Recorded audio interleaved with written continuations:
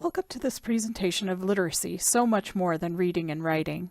This presentation outlines the Early Childhood Literacy program we have designed for Professor Ren Estes' Info 269 course at San Jose State University. The presentation is delivered by Travis Hernandez, Millie Jones, and Felicity Murphy, students enrolled in the course. Our program is comprised of 4 sessions geared toward children ages 0 to 8 years old: interactive story time, music and movement, play to learn, and screen time.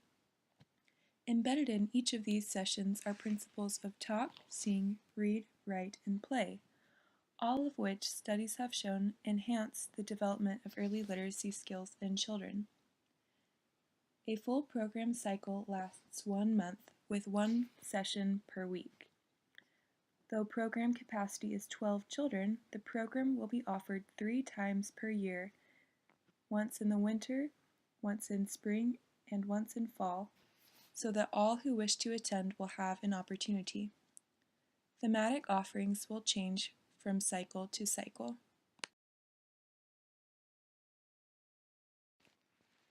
The goals of our program are to educate parents and caregivers about the nature of literacy, prepare children for school, and to transform the library into a dynamic learning center for children and their families.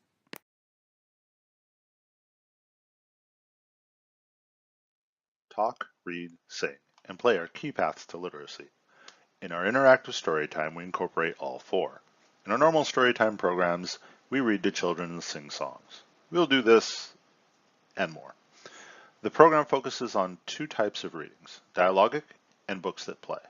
Dialogic reading takes a book and turns it into a conversation using open-ended questions to draw the audience in and make them part of the storytelling process. Studies have shown that this is great for building critical thinking, vocabulary, and language skills, all of which are important literacy and school readiness skills. The other type of reading is books that play. Play for children is a way for them to understand how the world works. It is a way for children to process information. Books that play are books that ask the audience to interact in some way rather than just sit and listen or read the book. The book asks the audience to make a silly face or hop around before the page is turned. Play gives the audience another method to connect with the book. Fostering a love for books is also known to be a path to stronger readers.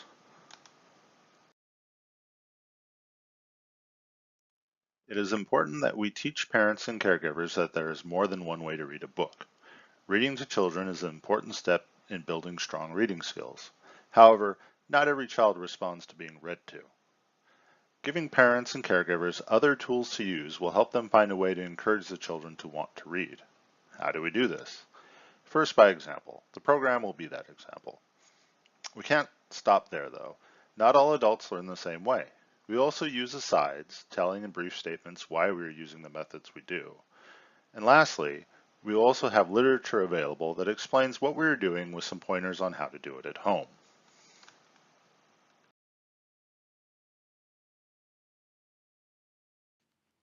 The staff training objectives for the interactive storytime session include introducing staff to the importance of storytime in early literacy, and preparing staff to efficiently cater story times to children with disabilities.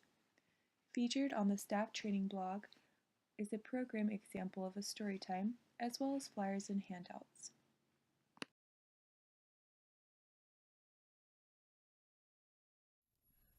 Music and movement are fundamental contributors to literacy development in young children. Our music and movement session seeks to provide children with the opportunity to sing and play, while also educating parents and caregivers about the importance of these activities in a child's language acquisition and literacy development. By modeling activities and supplying parents with session takeaways, we are hoping to help them reinforce what they've learned with their child at home.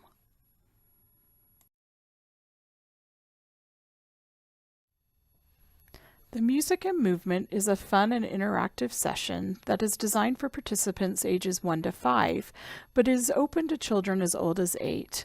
The session consists of 45 minutes of songs and dances. The theme of the session is hygiene. As such, all activities will revolve around teaching the importance of cultivating good hygiene habits.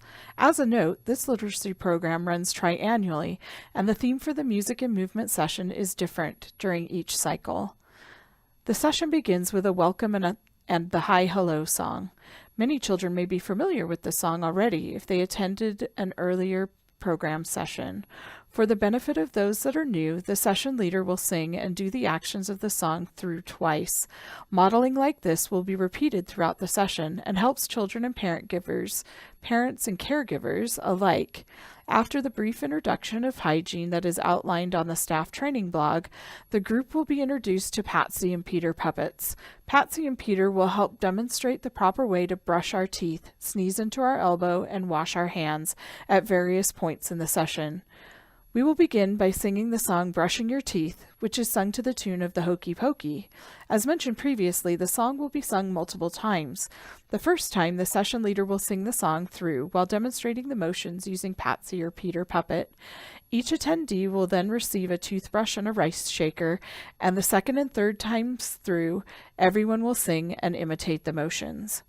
Following the teeth brushing demonstration, the session leader and Peter Puppet will talk about the importance of covering our mouths when we sneeze and cough. Peter will demonstrate coughing into your elbow. After the demonstration, everyone will learn the sneeze song, which is sung to the tune of Pop Goes the Weasel. The song will be taught the same way as the brushing your teeth song. Once the song has been learned, it will be incorporated into the tissue dance activity. Everyone will get a colored scarf to participate in the tissue dance. This dance is freeform, and children can dance any way they please. While the children dance, they will sing the sneeze song and try to balance the scarf on their head.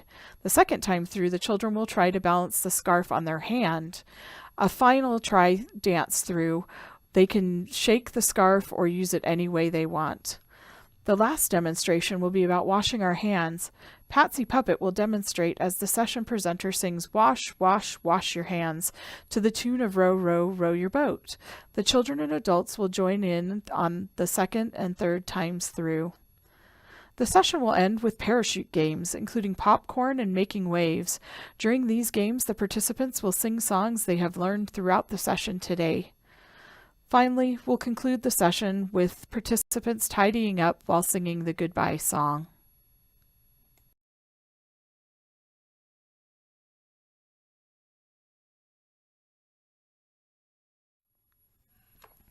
Parents and caregivers will benefit from training delivered during and after the music and movement session. During the session, adult attendees will be encouraged to participate with their child during the singing, dancing, and playing. Not only does interaction between adult and child have a significant impact on the child's literacy development, it is also a way for the adult to learn the songs and activities so they can recreate them at home. To encourage the continuation of the music and movement activities at home, parents will receive a takeaway with the songs, tunes, and actions printed on them. On the back of the music sheet are suggestions for movement activities that can be done just about anywhere.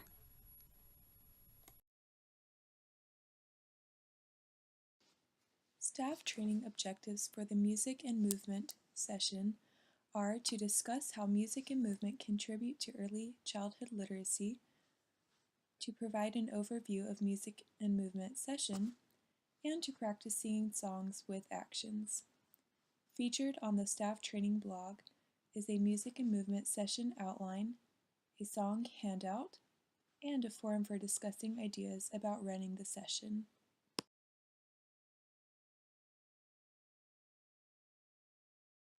Studies have shown that children, especially young children, need to play. Play is a way that children learn to interact with the world on their own terms. It builds skills such as imagination, critical thinking, manual dexterity, among others. In the Play to Learn session of this program, we will have 6 areas to encourage play and development of various skills.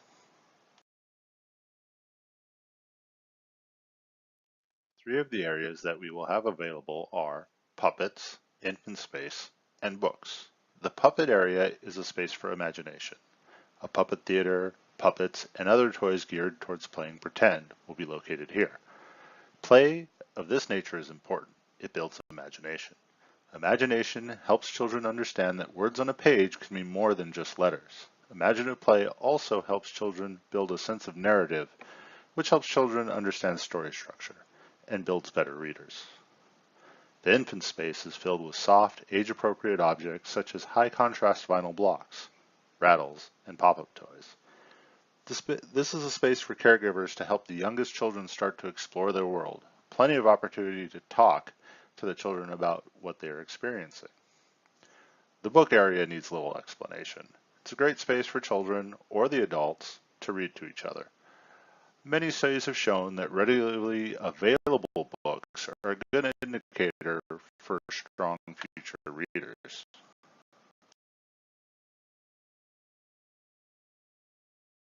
The three other areas that children will have to choose from are puzzles, broad movement, and manipulatives. The puzzle area will have puzzles of various types, such as block puzzles or puzzle balls. Puzzles are a great way for children to work on problem solving, which is a math skill. Puzzles also help to teach colors, shapes, and spatial awareness.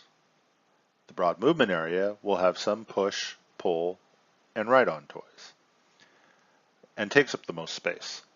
This is an area where kids can run and move around in. While doing so, they are learning things such as body control, spatial awareness, problem solving, and social skills. All these skills are an important part of school readiness. Manipulatives are interlinking toys and sorting toys. Sorting is a math skill, as are the critical thinking skills these type of toys help to develop. Manipulatives also help to teach about structure and planning, which are also skills related to math.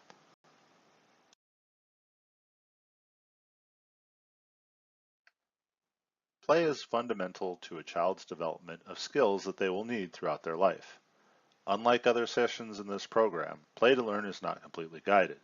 Children are free to explore whichever area that they are curious about. The older children will be discouraged from the infant space for the safety of any intending infants. Training in this session for parents and caregivers will be handled a little different. Literature will be available for each of the stations outlining three things. First, what is going on in the station, explaining how that station's type of play benefits the child. Second, it will give a low-cost suggestion of how to do this type of play at home. The third area will give suggestions on how to do this type of play when you're short on time or are not at home. Because this is not play directed by the librarian will be walking around to the different areas and talking with the people in those areas. The librarian will use this time to encourage the child and caregiver to interact with each other, as well as explain how this type of play is beneficial and answering any questions.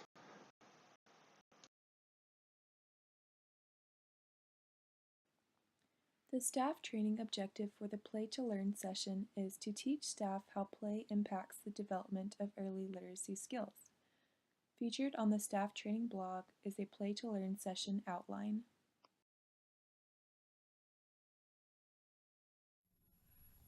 This session of our Early Childhood Literacy program is an opportunity for children and their parents to try out apps and devices that can help supplement literacy skill development. It is also an opportunity for librarians and other staff members to educate parents and caregivers about screen time recommendations. All apps or games chosen for the session focus on at least one of the following elements of literacy development: talking, singing, reading, writing, and playing.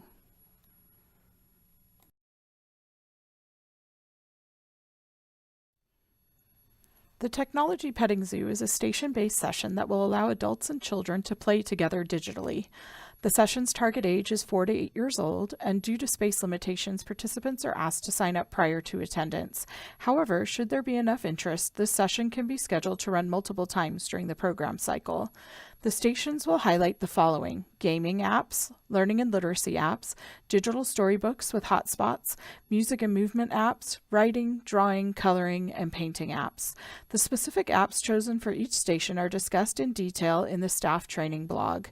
Children and their parent caregivers will have the opportunity to move around the program room, sampling age-appropriate apps and using devices like Kindle Fires and PlayStation 3s.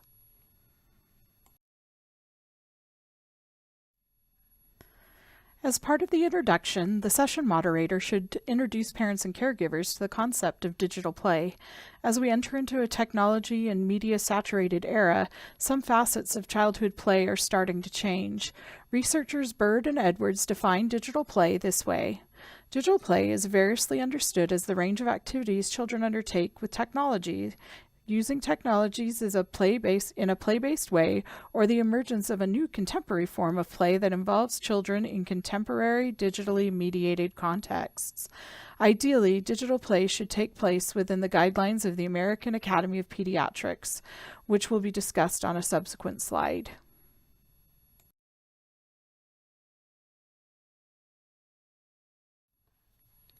As a session presenter or moderator is roving during the session, he or she should look for opportunities to make parents aware of the 2016 American Academy of Pediatrics recommendations on media use. These recommendations are as follows. For children younger than 18 months, they should avoid using screen media other than video chatting. Parents of children 18 to 24 months of age who want to introduce digital media should choose high-quality programming and watch it with their children to help them understand what they're seeing. For children ages 2 to 5 years old, they should be limited to screen use up to an hour per day of high-quality programming. Parents should always co-view media with their children to help them understand what they are seeing and to apply it to the world around them. For children ages 6 and older, there should be a placement of consistent limits on the time spent using media and the types of media that their children are using to make sure that media does not take the place of adequate sleep, physical activity, and other behaviors that are essential to the child's good health.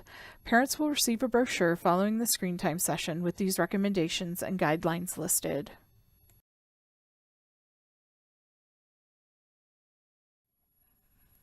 Parent and caregiver training about digital technologies will take place both during the Technology Petting Zoo session and after the session has ended. The session moderator will take the opportunity to engage with parents and caregivers to explain the benefits of various apps and digital technology as supplements to literacy development. The moderator will also highlight the fact that the apps chosen for the zoo focus on each of the facets of literacy: talking, singing, reading, writing, and playing. Once the session has been completed, parents and caregivers will receive a handout with today's tech takeaways. This handout outlines for parents and caregivers how to choose technology that reinforces literacy development. Additionally, those that are interested may take a brochure that outlines the recommendations made by the American Association of Pediatrics about children and media use.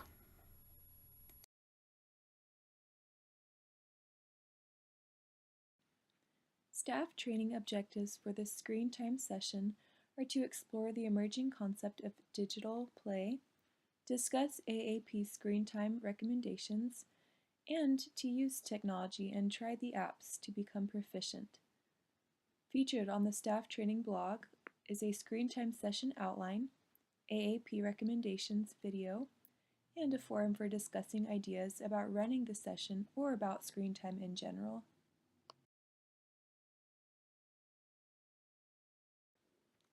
In conclusion, literacy development starts early in life and is highly correlated with school achievement. All aspects of a child's development, including literacy, are interrelated and interdependent. The more limited a child's experiences with language and literacy, the more likely he or she will have difficulty learning to read. Children's reading success in school starts with positive language and literacy experiences beginning at birth. Children who start kindergarten ready to learn have greater success throughout their school years. Studies show that incorporating principles of talk, sing, read, write, and play into daily moments with young children can start them on their journey to learning to read and lead to greater success later in life. These are the principles we try to incorporate into each session of our 4-part early literacy training program.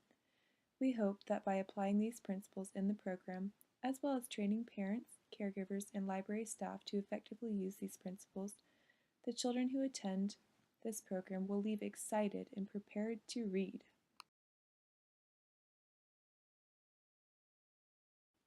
Items purchased for this program are specific to it and not intended for any other library program.